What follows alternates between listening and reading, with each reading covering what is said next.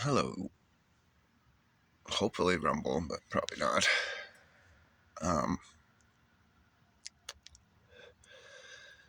I'm a crazy flat earther who's about to talk to you.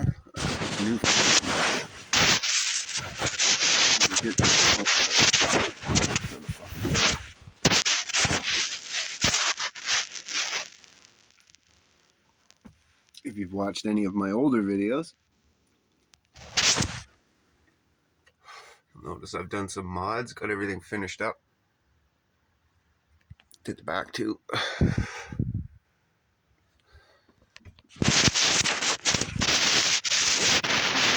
A lot nicer in here. There we go. Let's try that. I had a magnet on the back of my last phone and I could stick it to a bunch of different spots. It's frustrating. Anyway, how you been?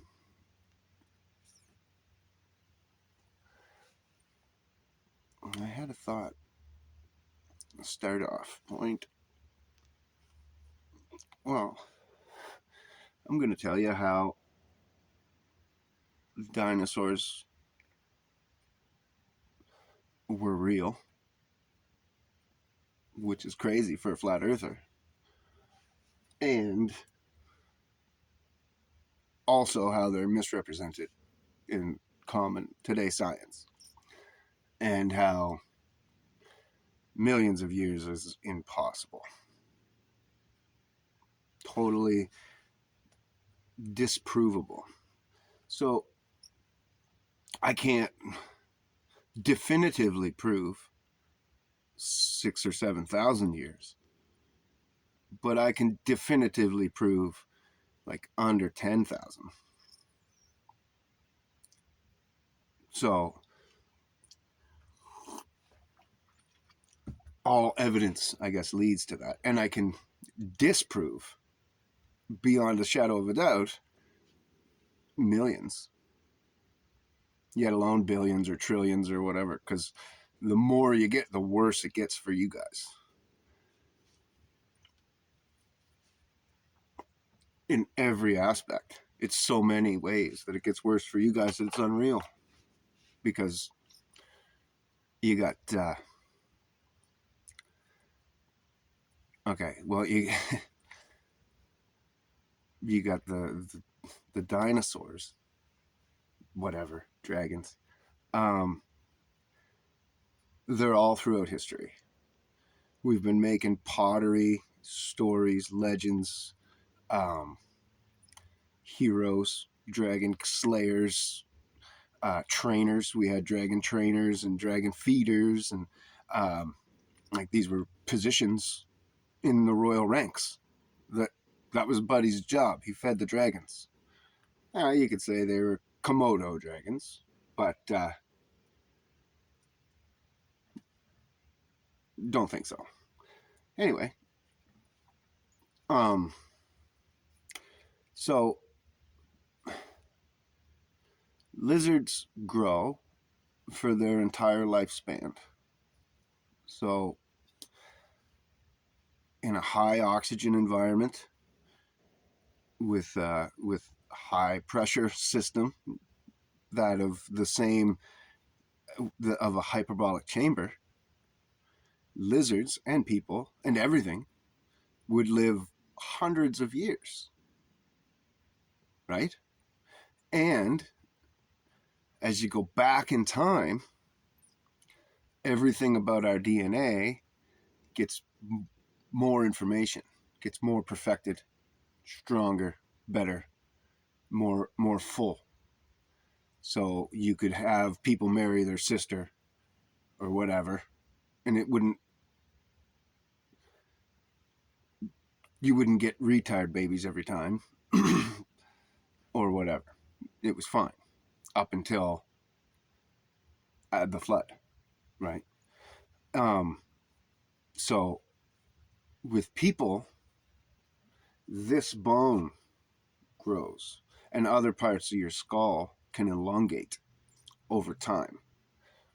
The weight of your hair and the pull on the back of your skull can actually elongate it. This bone, though, will just grow out like a caveman if you were 600 years old or whatever. So you would notice, like, your grandfather, if you seen him when he was 20 and then you didn't see him again until he was 70 or 80, and you pulled his skin all tight so you didn't see wrinkles, you would notice a slight difference. Um, but it would be slight, right? Whereas if you went 600 years, that slight difference, if you grow that much in a 100, so you'd have 6 times that, right? So you'd have this big eyebrow bone sticking out to show your age. It's like our horn, basically.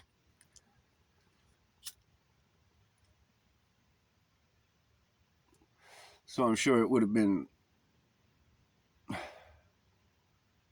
a sign of like nobility or whatever, right? You would respect somebody who had that ridge back in the day. Anyway, and then the lizards. Well, if you grew an iguana for 600 years, especially like a big one that was already oversized, because we still get like oversized people, oversized fish, oversized alligators, oversized sharks, oversized everything. Like most sharks are, say of that breed, say they're all 18 feet, and then we'll find one that's 24 feet, and it's like, holy shit, this thing's huge, right? You know, with people, there's a family that came into one of the restaurants I worked at this summer. There was the whole family were around 7 feet tall. It just 7 feet is like an astronomical difference in the size of a person. If a person was 12 feet tall, you wouldn't even fucking, you wouldn't, I don't think you could comprehend that in your brain, how big that is. But anyway, I digest. So we've got evidence that there was a higher oxygen octane.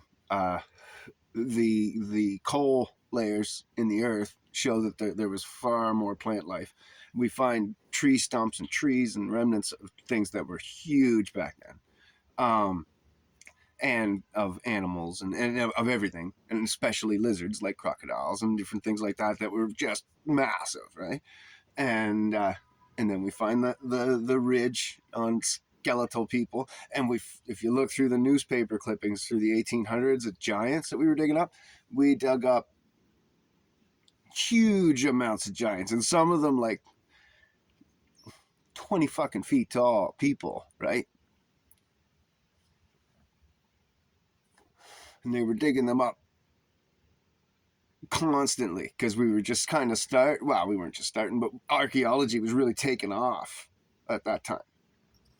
And so we were digging everything up, and we were putting in roads and digging things up, putting in buildings, so you'd find things, right? And so anyways, we found all these. Well, then the Smithsonian would come in and buy them up every time, and then they were swept under the fucking rug and never seen or heard of again. And that's why we don't talk about it. That's why you're not taught about it, right? And that's how history and thought is manipulated. Like, and everything that you've been taught, like every fucking thing in school, has subtle manipulations in it like that. Let's talk about geology. It's the one I know best, personally. I love geology. I don't know why, but it's just that subject that I can absorb. I know a lot about biology as well, but I don't love it as much. So I don't just absorb it as well. I don't retain it quite as much. But I know that, like, the things they talk about in evolution aren't really evolution. Like they'll say, oh, things with higher chromosomes are the most evolved. Well, then the fern is the most evolved plant or animal on Earth. It's got the highest chromosomes. So if you ever met someone named Fern, she could be the most evolved person ever. That's one of the jokes from a professor that I was taught by. Corny joke, but it's true. We're not. That's not a sign of evolution. And all the similarities within the animals and within our designs and stuff, that's not evidence that we all evolved from the same thing. That's evidence that we were created by the same creator. If I took the GMC or Chevy symbols off of my vehicle, a car person could still come over, look it over, and be like, oh, well, look at the frame turns here, and this happens there, and that does that. That's a Chevy, the door shape of the Chevy is different than the Dodge, and it's different than the Ford, and so I know that this model was from the GMC model. Look at the headlights. The headlights are a different shape, and they stack them different in the Ford and the Dodge and the GMC and the all that kind of stuff. An expert can just, and that's just in vehicles, right? So, but then you can even go a step further, and like if you were coming to Earth, you'd say, look at all these vehicles. They got little subtle differences, but they're all basically the same. They all have an internal combustion engine. They all have shocks and struts and exhaust and all that kind of stuff. They all burn the same 3 different things. Like there's electric one, there's a gas one, and there's a diesel one or whatever. Like, but they're all, there's diesel ones of that style, and there's diesel ones of that style, and there's diesel, Dodge, Ford, Chevy, whatever. But they're all really, really close to all the same. I bet you the same species, humans, made all of them from one design or one invention. One inventor made the internal combustion engine, and then everybody kind of spread out from that or whatever. But it just shows similar creators. It doesn't show that they just naturally evolved into each other.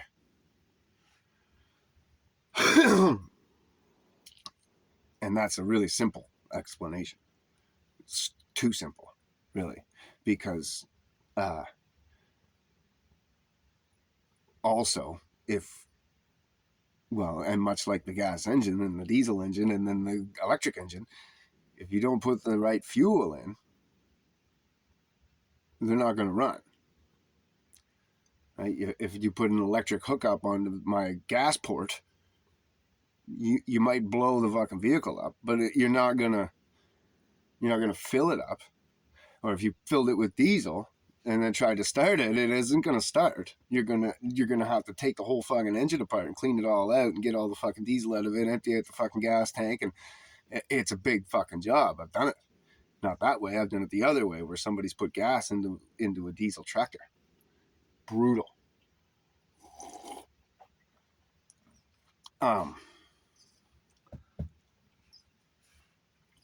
So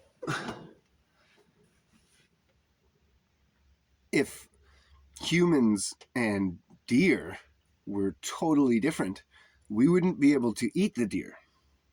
We would have to eat other humans. If we were made from different compounds, then the only thing you would be able to survive on would be other humans. That's the other similarity advantage, so that we don't have to be cannibals. We can eat cows because they're so similar to us. But then we're not to eat pigs because, well, number one, they're too similar to us. It's kind of like eating a person. But number two is they don't sweat. They keep all their toxins in, and they're bottom feeders. They eat all the trash and the shit, and whatever, right? So just they're not for eating. They're for cultivation. They're a tool on the farm, not a food source. A farm is supposed to have a few pigs, and that's why they're so intelligent as well. Because you're supposed to have your pigs trained up, and be able to move them from like the pig pen to the garden and let them cultivate the land, put them back into the fucking pig pen, and let them do their thing and have, play in the mud and do what they like to do. But then you want them to, if every, I think it's 7 years, you want to stop using that garden for a year, manure it, and leave it, and just let it weed up and let nature take its course. And it might even be for 2 years, whatever it is, but at least a year. And at that point, that's when you want to be able to put your pigs in there, right? And let them dig and play around and stuff. And you just go, hee-haw, piggies! And they come like dogs. Sit, and they'll sit. Lay down, they'll lay down. You could teach pigs a ton. They're smarter than dogs. Give kisses and all that kind of stuff. I've had pigs that do that shit. Feed pig, like big pink pig. And you go, Herman, jump up, and he'd jump up and put his hooves under the thing and give kisses, and he'd give you kisses and stuff. We ate them, which wasn't right, but but they're trainable. That's why people keep them as the little mini pigs as pets, because they're so smart and trainable and cute. Anyway, I'm going and rambling again. So, back to geology. In the 1700s, some dude, can't remember his name. I don't care to remember his name. He's a douche. Just made up this geologic time scale. And he said, this was the Jurassic layer, and this was this layer, and each layer was created by death. And he's right about that. Each layer was created by death. But he said that it was slow death over time. And that's where he was wrong. And he says, and then the fossil record shows it. No, the fossil record doesn't show that. The fact that there's any fossils anywhere on Earth shows a world catastrophe, or at least a local catastrophe. You don't fossilize. No, the worms get you. You just don't fossilize. Something eats you, or you rot. You don't just fossilize for no fucking reason. Even things at the bottom of the goddamn ocean, with all the ocean's weight on them, right? Well, they live there their whole life, so all that weight's normal to them. That's just their normal weight. So what do? If they don't get eaten, they become the soil. And then they're gone. They might wash up to shore as a shell, but even those shells, after a while, they become sand. Dust to dust. Not to fossil.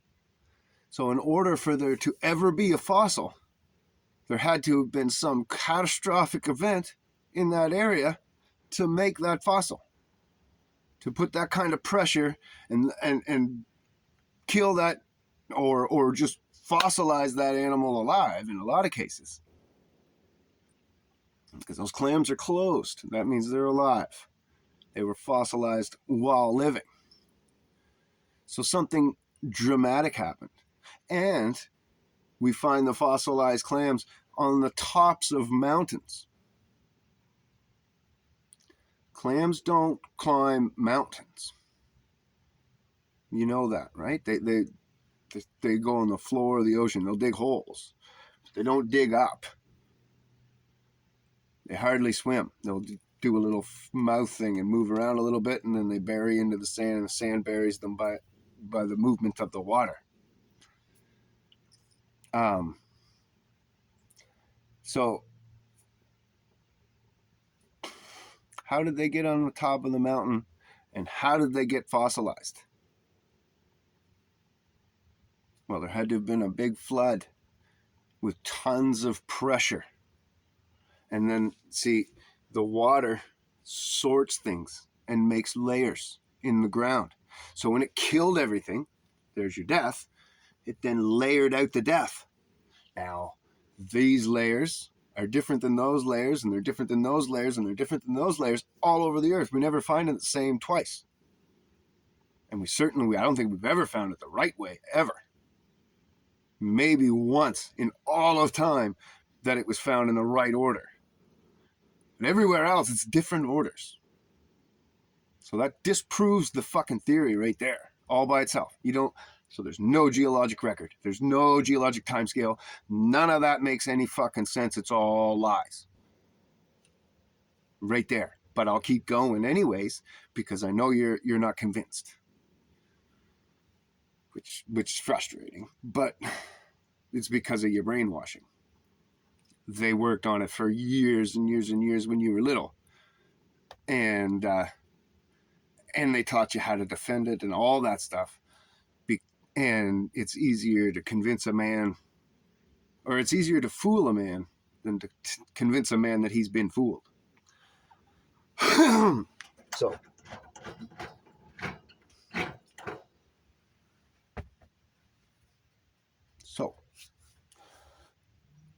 all these layers in the earth everywhere of death. Well, and then the way the layers go is it'll be like a layer of coal, and then there'll be a petrified layer of stone, and then there'll be another layer of like coal or whatever, ash, and then these layers keep going like that throughout the earth. So what they'll say is like,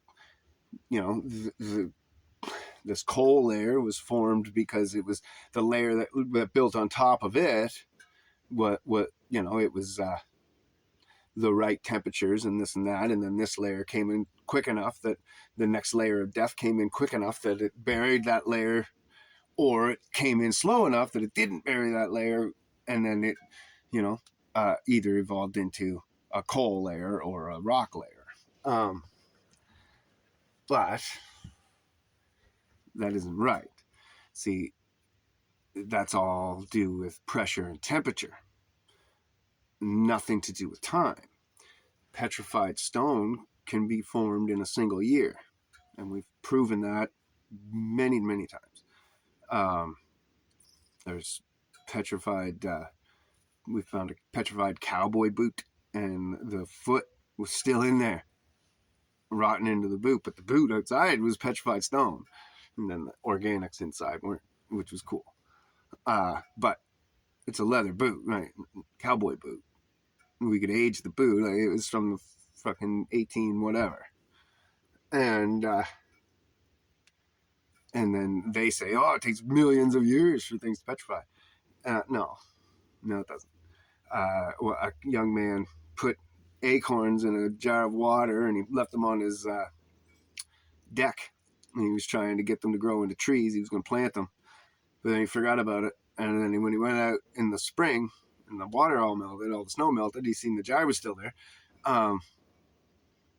The acorns were stone.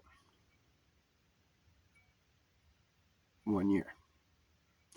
A guy bought a property, and they found a pickle cellar or whatever, and the pickles were stone. Most of the jars were all broken open, but one of the jars was still sealed, so it was under pressure, under the ground, and at the right temperatures, and blah blah blah. So anyways, those pickles inside of that were all solid rock. So it doesn't take millions or thousands or any of that shit. 1 year. Well, that's what the flood was. They said 40 days and 40 nights, but then the rain stopped, and they lived in the ark for a year before the waters went down enough for them to come out of the ark. So And then what had happened, you got the flat earth sitting on a layer of water, and then we had 4 fountains poking up through and the earth was crushing down on that water slowly, and so pushing these rivers out, and the rivers flowed in 4 directions, and that's all in the Bible.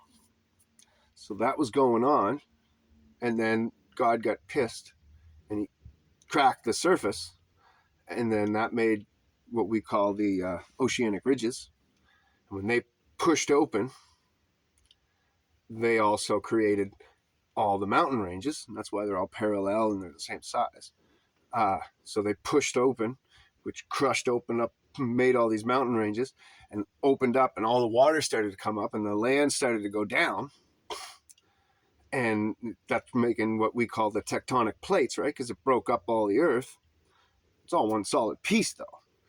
Anyway, and it dropped down, and then plugged up. Like this plate crushed that way, this one that way, whatever. Some sand fell in, whatever happened. Enough water got out. Then some water was trapped, and that's what we drill down and we pump it out to drink.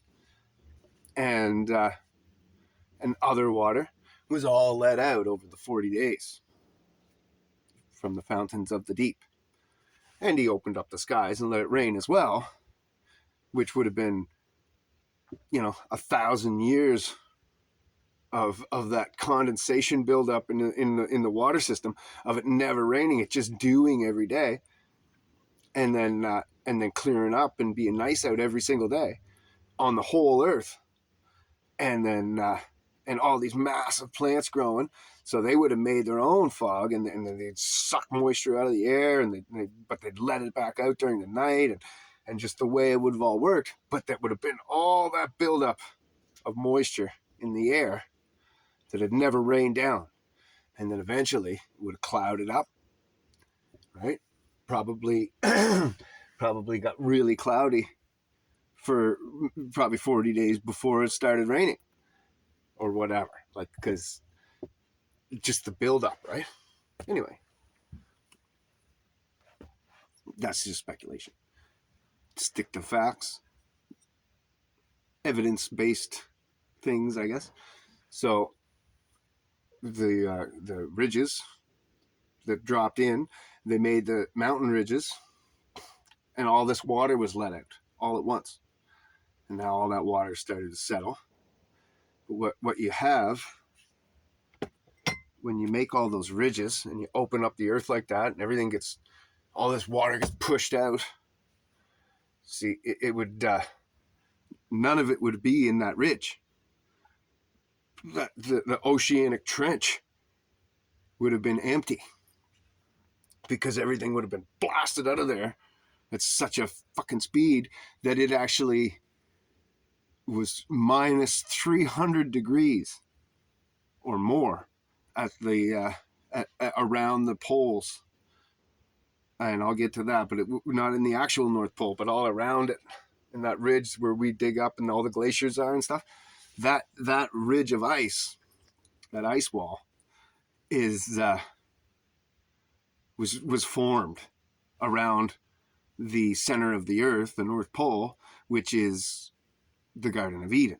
So he made this ice ridge all around that, and froze it, and that's why like Admiral Byrd and them guys talked about, when they flew over it, they were like, "Oh my God, it's all green, lush, blah blah blah, mountains and valleys and this and that and all this stuff," and their minds were blown because it's something different there. We're not. It's something hidden from us, and we're never going to know. And we can speculate. We can read people like Admiral Byrd, and there was another guy before him that talked about it, like way back. I only read it once. I can't remember exactly, so I don't want to quote too much. But but they found land up there that's livable, like beautiful. Anyway, and they say magical, different life forms. That's the way one guy said there was like elves and mythical shit up there.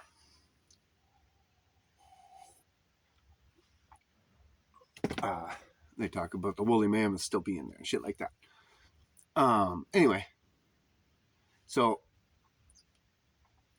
that got its protection ring. But what happened was that water came out at such a force out of the ground, and then it went up into the atmosphere, and it would have blasted the upper ice layer that protected us from the sun, because I think there was something between us and the sun to keep UV down and keep the damage from the sun down. That's the other thing that kind of would allow for everything to live that long and not wrinkle up or your skin dry up and all that kind of stuff, because you get radiated by the sun. But if there was water or ice there between us and the sun, it wouldn't be need to be much, just a thin little layer. Then you wouldn't age like we do.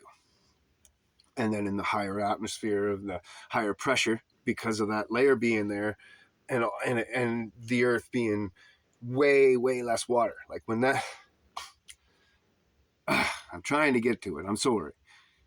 When the earth cracked open, shot all that water up, so now this trench is empty, and that's the oceanic trench. That's the deepest part of the oceans that we know of on earth, right? So all those trenches are dried up and empty.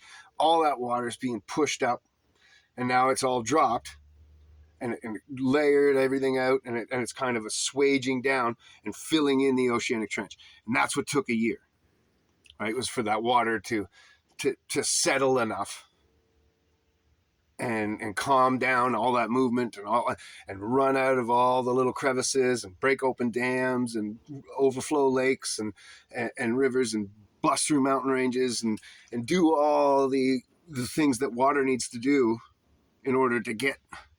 And I'm sure that happened in like 6 months or less or whatever, because by the time in a year went by and they came out of the boat, they didn't just find land, they found land with like grass and trees and shit growing, and like the year had, all the seeds had taken off and had time to start to grow. It wasn't just death swamp land, it was dried up land that you could actually go and live on. Like there was no point in getting out of the boat, because you'd just be slopping around in the mud and destroy everything and end up dead. So that's why they stayed on the boat for the year. Yeah, their 6 months or whatever it was would have given all the plants and the ground time to dry up enough for things to travel over it.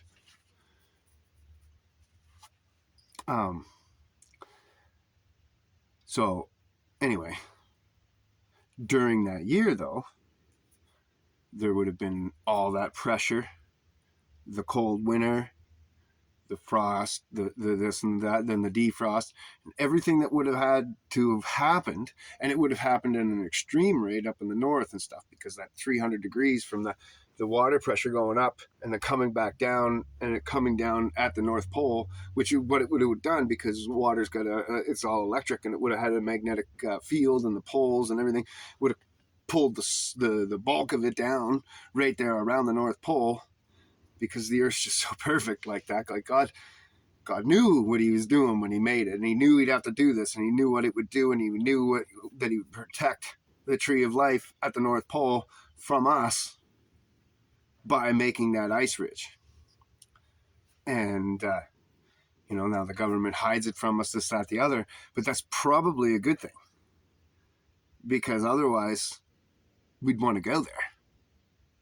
Some rich douchebags would want to be there. Everybody would want to be there. Everybody would want to go there, and we would have destroyed that too, right? Or God would have destroyed us for going there. You know what I mean? So like, he protected that for a reason, and it's not easy to even fly there. Even today with our tech, it's still, you got to fly through storms and the winds and this and that and all those mountains. Like, it's not an easy flight. I'm sure it's doable, and I'm sure we do it, and I'm sure we're there, and I'm sure we probably have military bases there or some shit. But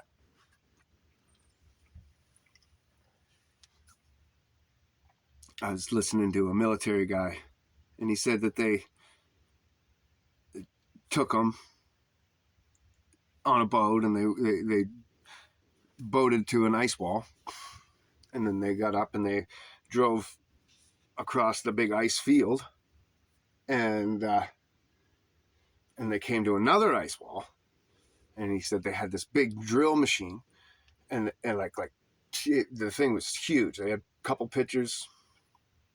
Don't really know if it was all true or not, but he said the thing was huge, like 2 stories tall, big ice drill, and it drilled its way through this snow and ice, somehow displacing the snow. And that's like they needed a big crew of guys. Obviously, they probably kept attaching hoses or something to shoot the ice out the hole.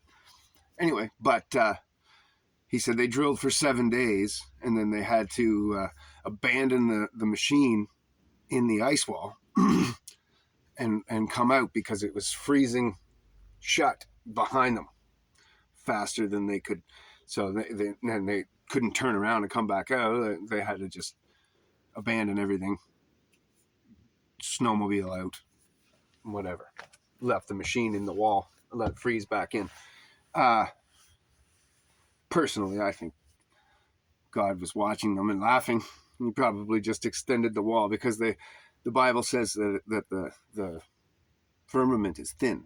But that could have been the old firmament, the one that I was discussing that broke, right? Because I think there was 2 firmaments before. There's the one that we still have that's impenetrable, but I think there was one below that, and that's why he had to stop Babylon. Because if they had broke it, they would have started the flood early, and they were shooting arrows at it and doing all this stuff. So he had to stop them from getting that tower to the first layer of ice, because if they had got there and broke it and let the waters come down, it would have flooded the earth 200 years too soon, or whatever it was.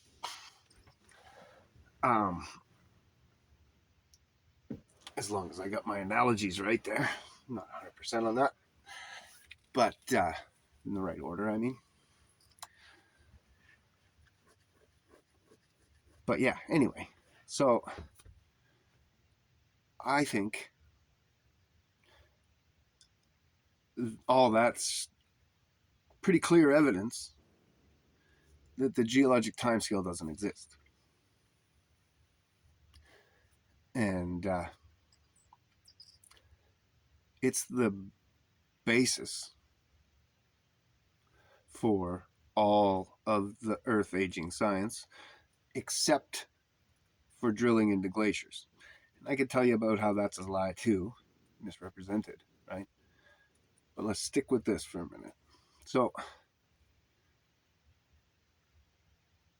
fossils don't form without catastrophic events. They're not natural. So the fossil record is proof that there was something that happened over the whole world, because there's fossils everywhere on Earth. So that's proof that there was a worldwide catastrophic event that made this fossil record, because that's the only way that it could have been made. The frozen mammoths proved that it had to be minus 300 degrees or more for those mammoths to freeze with green grass still in their stomachs and mouths, for them to freeze that fast, alive. So, there's only very few ways that it could be minus 300 on Earth. And then the fact that the geologic timescale is never found in the right order, and that it's found in the wrong order. And that, I didn't even bring up the fact that we find trees going through multiple layers. And then we say, oh, that layer has got to be at least like 10,000 years old. Maybe it's, and that grows every year. Every time that they fucking write a new textbook, it's that layer is older, right? Because like even in my time, it went from millions and now it's billions, and I'm sure soon it's going to be trillions of years or whatever. Right? And the dot that everything came from keeps getting smaller, to the point that now they say, it's easy to speculate that the dot was so small that it was nothing at all that exploded in the Big Bang. Do you know how stupid that is to say, really? Really? Anyway, so you got your time scale in the wrong order all over the place. So just being in the wrong order a couple of places would prove that it's, but it would have to fucking be in the right order somewhere.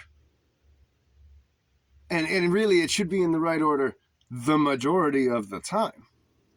If you're going to say that it's formed by the death of that evolutionary chain, that link of evolution all died off, and this new link of evolution lived, and it all died off, and that's what they say, and that's stupid.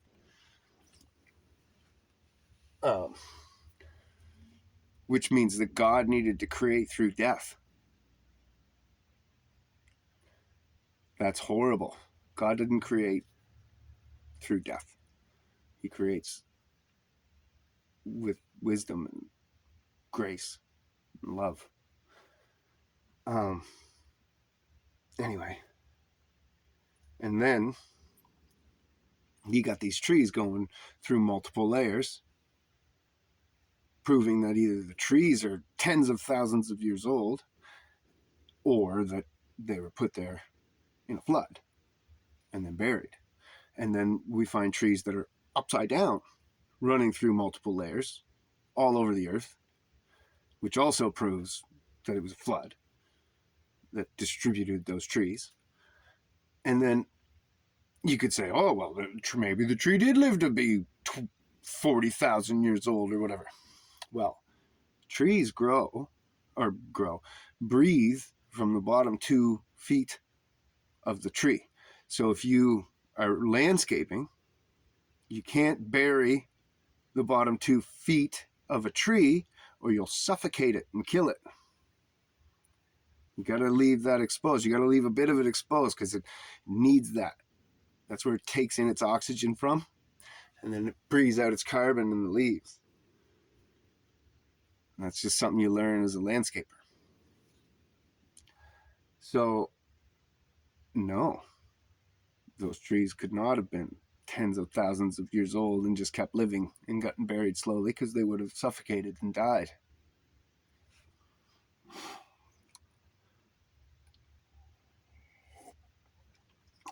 And like I said, the geologic timescale was just made up arbitrarily, like Fahrenheit. Buddy who made up Fahrenheit just wanted something named after him, a different scale. There's no logic to it. There's no rhyme or reason or anything like that. It's just totally arbitrary numbers. He just wanted something named Fahrenheit. He just wanted something different. There was a reason for it. Same reason that we'd made the English language so fucked up and weird. It's to destroy your sense of logic. Because if you can use Fahrenheit when there's Celsius right there, and let yet your logic can let you think that there's something to Fahrenheit. Like when they try to teach that to us, I kept trying to, because I need to understand things, right? When I get taught something, I ask questions enough that I understand the full process of it. And I kept trying to get Fahrenheit in the English language to make sense, right? Like, okay, we do this. Now, why do we do this? I need to know how the whole system works. It's like when I learned math, A plus B equals C. Well, I would make it equal, I would break that equation down in 3 or 4 different ways to make it equal A, B, and C, so that I could understand the entire process of that equation. And then once I knew all of that, I could then retain it in my brain because it made full logical sense. So I couldn't learn English. I can't learn OUGH making any sound it wants just arbitrarily because we said so, when there's perfectly good letters to make that sound without being douchebags or whatever. Same with PH. being F or whatever. We got F. Why? Why do you need pH? What's the point? Now, give me a logical reason behind it. There isn't one. It's just to destroy logic. It's to make you not use logic and just accept what you're told without reason. Put reason, logic, and accountability aside and listen to what I say and teach you. And that's what the school system is.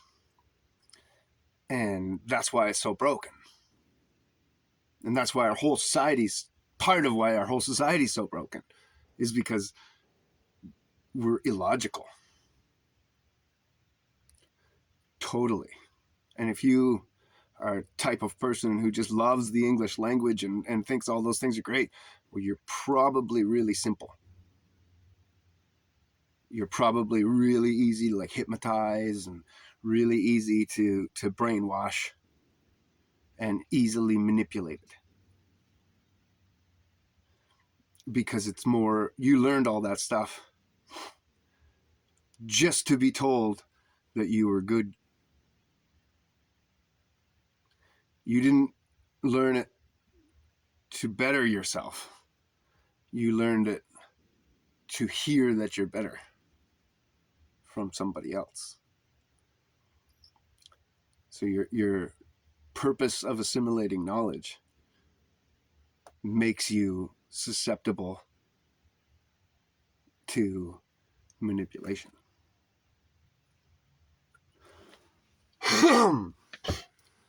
Because you don't need logic. You don't need reason. You don't need accountability. You just need to be told that this person's an authority and they said this, so that's what you need to believe.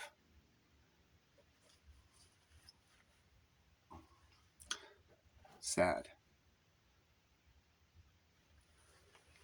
But anyway, back to the geologic timescale. Sorry, I don't know where I come up with these things. The timescale was just arbitrarily made up. It's not found anywhere. All that stuff. So it's gone now. Okay. So now you can go into radiometric dating, carbon dating, all those things. What they do is they'll say, okay, look at this rock. How old is it? And they'll knock a little chip of it off and carbon date, see how much negative carbon-14 is inside the rock. And then they'll say, well, it's got 0.4% carbon. And let's go to the geologic timescale. And this layer here all had 0.4% carbon. So it's got to be the same age as this layer. And we said that this layer is 40 billion. So your rock is 40 billion years old. Isn't that cool? No. Because I just proved that the geologic timescale was a lie. And then you took reference from it to carbon date my thing. You didn't use any fucking math at all. Where was the fucking math project? Where's the formula? There's a clear formula of how much carbon gets added to our fucking atmosphere every single year. So why can't we just work that backwards and say, okay, well, the fucking carbon started 10,000 years ago, roughly, and so the universe is going to be roughly 10,000 years old. The only reason they don't do that is because it's 10,000 and they don't like that number. That's it. They want it to be bigger than that, so they say, well, we don't use that. We got to go to the geologic timescale to get a reference. We're not going to use that mathematical formula because it doesn't add up right to what we want for an answer. But if we use this lie that guy made up, then it does add up to what we want for an answer. So that's what we're going to teach you.